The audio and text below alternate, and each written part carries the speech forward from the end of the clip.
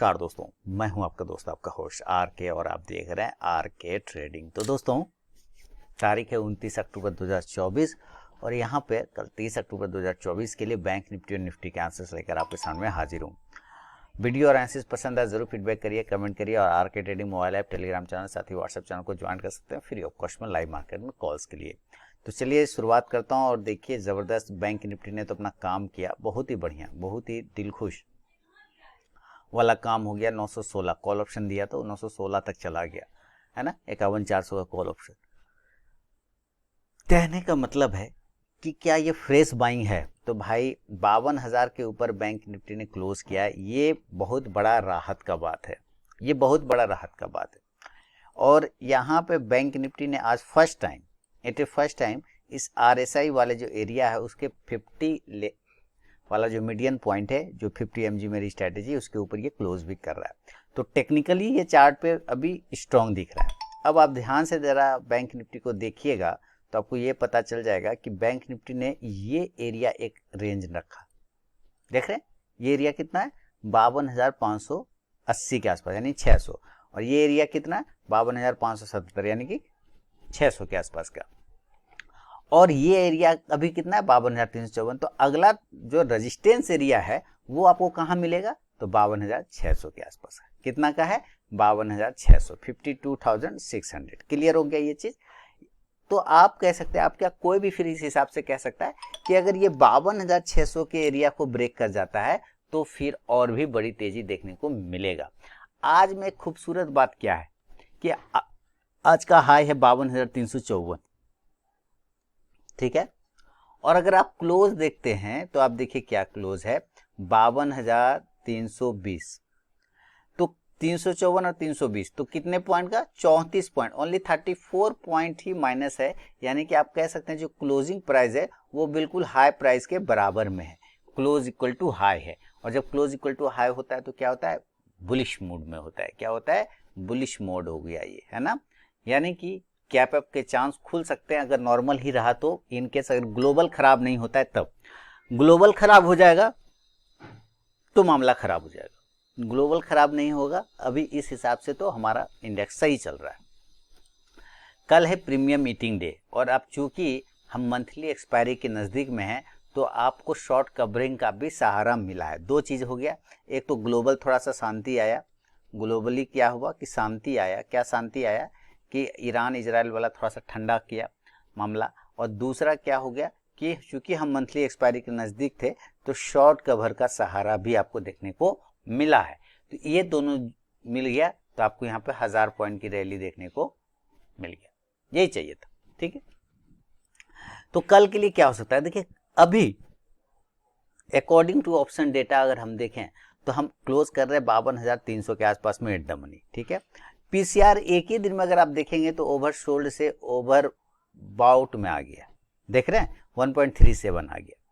अब आप यहाँ पे देखिए कि हमारे पास जो अगला हर्डल है वो अगला हर्डल है 52,500, जो कि 52,600 वाला एरिया को क्लेम करने की कोशिश कर सकता है अगर ये 52,500 के जो कॉल राइटर हैं वो शॉर्ट कवरिंग में शामिल हो जाए तो, जहां 26 लाख हमारे पास कॉल राइटर बैठा है।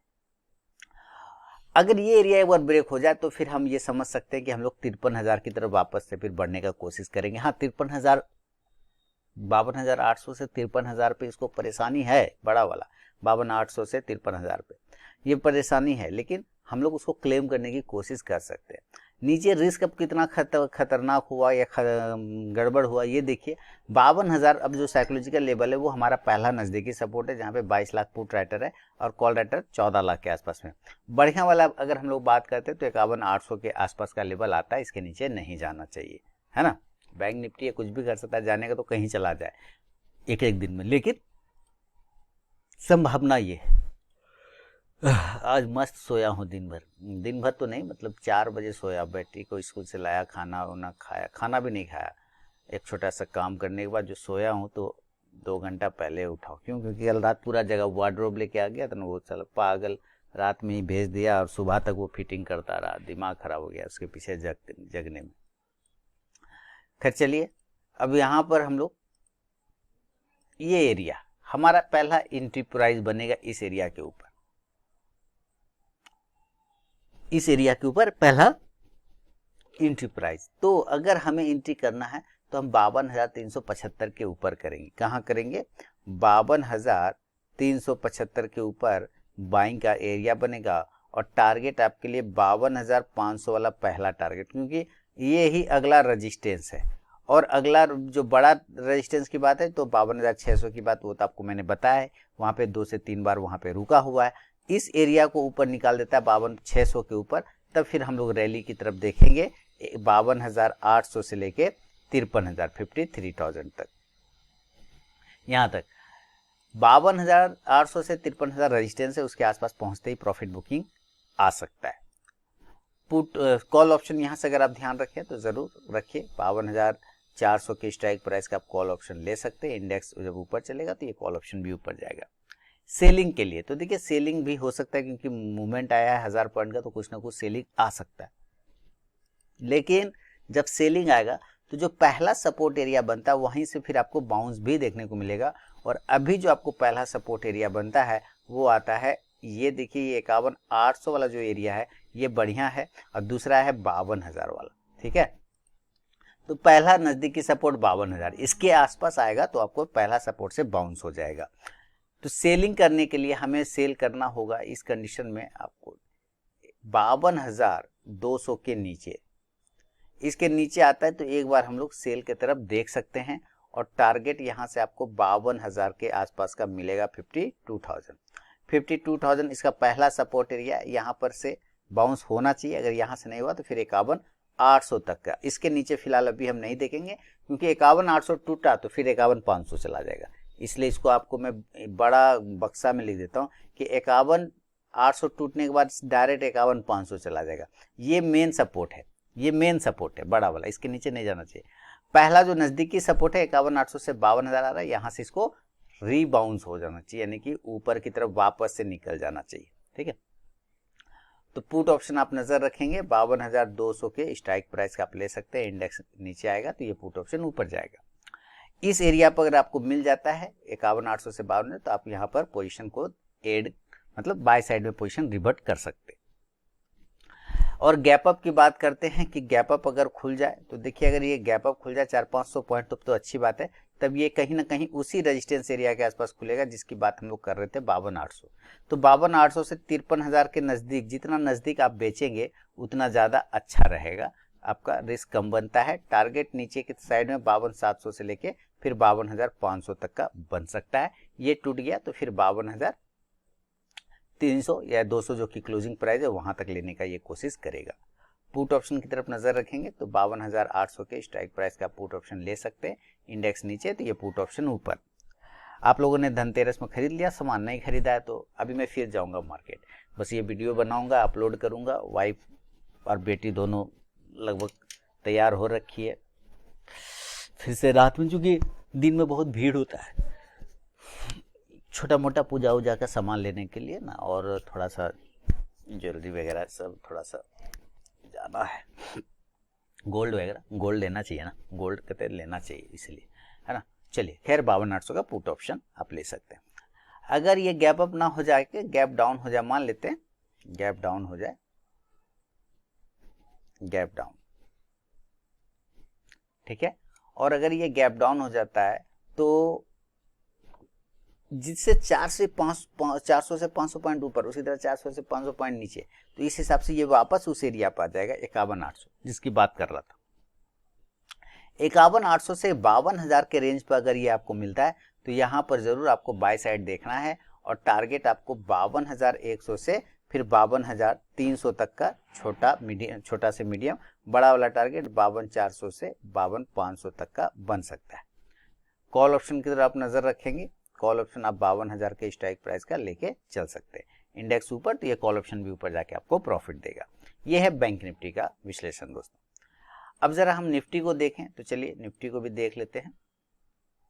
ओहो, बहुत सुंदर, बहुत अति उत्तम, यही चाहिए।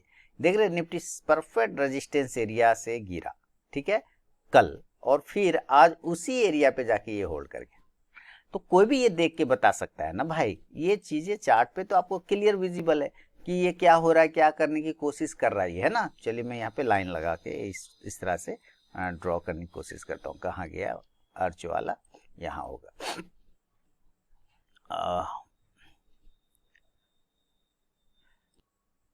कर्व वाला यहाँ देखिए, ये एरिया यहाँ से रेजिस्टेंस ले लिया, ठीक है ना। आप इसको यहाँ से ऐसे ड्रॉ कर लीजिए, इसको कोई फर्क नहीं पड़ रहा है, लेवल वही होंगे, ठीक है। यहाँ हो गया। दूसरा अगर आप ध्यान से देखें तो फिर से हम देखेंगे इसी हिसाब से यहाँ आएगा फिर, तो ये तो रेजिस्टेंस है।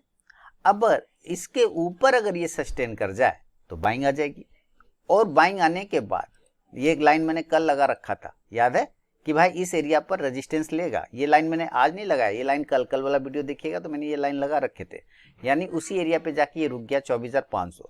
कल अगर ये 24,500 के ऊपर निकलता है तो जो अगला वाला मेरा लाइन है वहां जाएगा, वो 24,600 के आसपास का। तो हम यहाँ से इस प्रकार लिखेंगे कि हम बाय करेंगे 24,500 के एभव, और टारगेट इस कंडीशन से 24,550 से लेके 24,600 तक, ये इसका पहला नजदीकी रेजिस्टेंस है। यहाँ पर आके इस तरह से ये हो जाए और देन ब्रेकआउट करता है तो अगला टारगेट हो जाएगा 24,650 से 24,700 तक। हाँ, 700 के ऊपर टिकेगा नहीं, ये बात मैंने कल भी बताया था, वो रेजिस्टेंस है, क्योंकि जैसे जैसे ऊपर चढ़ेगा उसको फिर परेशानी होना स्टार्ट हो जाएगा, ठीक है। तो यहाँ पर ये एरिया अब 24,700 वाला जो है अगला फिर बड़ा हर्डल बनेगा, 24,700 वाला, ये वाला एरिया। ये लाइन मैंने अभी लगा दिया, ठीक है, कल भी मैंने लगा रखा था, बिल्कुल ये दोनों लाइन वहीं से हुआ। और इस हिसाब से जब आप बाइंग कर रहे हैं तो जाहिर सी बात है ऑप्शन में कॉल ऑप्शन लेना चाहें तो 24,500 के स्ट्राइक प्राइस का कॉल ऑप्शन लेके चल सकते हैं। इंडेक्स ऊपर तो ये कॉल ऑप्शन भी ऊपर जाके आपको प्रॉफिट देगा। लेकिन अगर ये रिजेक्शन ले लेता है यहाँ से तो हम लोग सेल भी कर सकते हैं, कोई बड़ी बात नहीं। सेल करेंगे तो पुट बाय करेंगे, है ना। सेल करने का मतलब है पुट को बाय करना है, अगर बायर हैं तो हम सेल कहाँ, पहले एट द मनी अगर आप ध्यान से देखेंगे अगर डेली के चार्ट पे तो ये 24,466 पर है, तो 24,500 के ऊपर होगा, और 24,000 देखिए अच्छी वाली जो सेलिंग आएगी ना वो 24,400 के नीचे आएगा, ठीक है। 24,400 के नीचे गिरता है तभी थोड़ा सा सेल करेंगे, और इस कंडीशन से टारगेट 24,350 से 24,300, उससे ज्यादा का नहीं। बहुत खराब हुआ तो 24,250 पकड़ सकते हैं, लेकिन इसकी संभावना कम है। 24,300 से ही इसी एरिया से ये बाउंस कर जाना चाहिए, इसी एरिया से, ये जो छोटा वाला लाइन लगा रखा है ना मैंने, ये वाला, ये 24,300 के आसपास का, यहीं से इसको बाउंस कर जाना चाहिए। थोड़ा गिरा तो वही 24,200 तक एक बार वापस आने का संभावना बना सकता है, लेकिन उसका चांस 250 तक उसका चांस बनेगा नहीं, ठीक है। पुट ऑप्शन की तरफ आप नजर रखें इस कंडीशन से, तो 24,400 के स्ट्राइक प्राइस का पुट ऑप्शन ले सकते हैं। इंडेक्स नीचे तो ये पुट ऑप्शन ऊपर।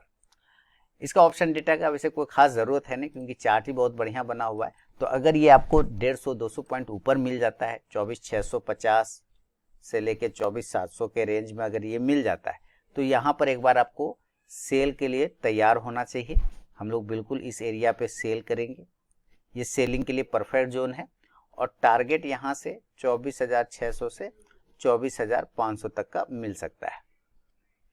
पुट ऑप्शन आप 24,650 या 600 का भी लेंगे तो कोई दिक्कत नहीं। ये इंडेक्स जब नीचे आएगा तो ये पुट ऊपर जाएगा।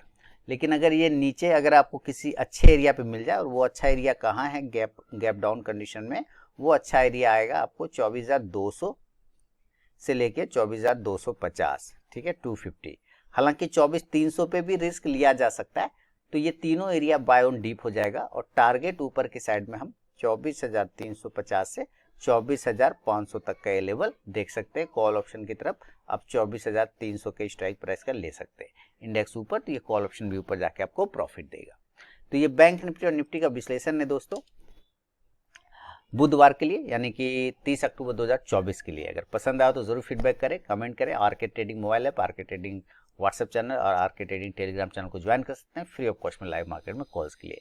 तो आप सबको धनतेरस की हार्दिक बधाई, शुभकामनाएं। और क्या क्या खरीदा आप लोगों ने भाई मुझे बताइए। किसी ने कमेंट में लिखा कि झाड़ू खरीदा है, बहुत बढ़िया, खरीदना चाहिए कुछ ना कुछ। झाड़ू तो आपने बहुत अच्छा खरीदा, सफाई का काम करता है, और जो सफाई का काम करे उससे बेहतर कोई नहीं, है ना। तो कुछ ना कुछ खरीदिए जरूर। चलिए, बहुत बहुत धन्यवाद।